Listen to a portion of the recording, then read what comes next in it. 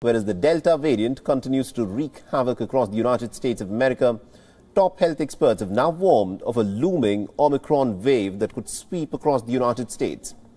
Experts have warned that the Omicron variant will dominate the newly registered cases in the coming weeks due to its very high transmissibility. And although Delta continues to circulate widely in the United States, Omicron is increasing rapidly, and we expect it to become the dominant strain in the United States, as it has in other countries in the coming weeks. We've seen cases of Omicron among those who are both vaccinated and boosted, and we believe these cases are milder or asymptomatic because of vaccine protection. What we do know is we have the tools to protect ourselves against COVID-19. Now, so far, 45 American states have recorded cases linked to the Omicron variant, and according to data by Washington Post, at least about 19 states have witnessed a very significant surge in the number of COVID-19 infections in just the last 1 week. And amongst them is the District of Columbia that has witnessed the biggest rise of nearly about 39% in terms of the infection rates it has recorded.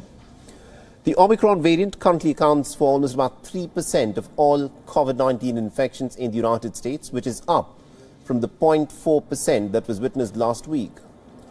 America's top infectious disease expert, Dr. Anthony Fauci, has warned of a very bleak winter ahead as the Omicron variant spurs a new wave of infections globally. Fauci has urged Americans who are traveling during the holidays to get a booster dose to help slow down the spread of the virus. Well, I think people just need to be prudent. Clearly, when you travel, there is always a risk of increased infection. That just goes with respiratory illnesses. But if people need to travel and want to travel for the obvious family reasons during this holiday season, if you're vaccinated and you're boosted and you take care when you go into congregate settings like airports to make sure you continually wear your mask, you should be okay.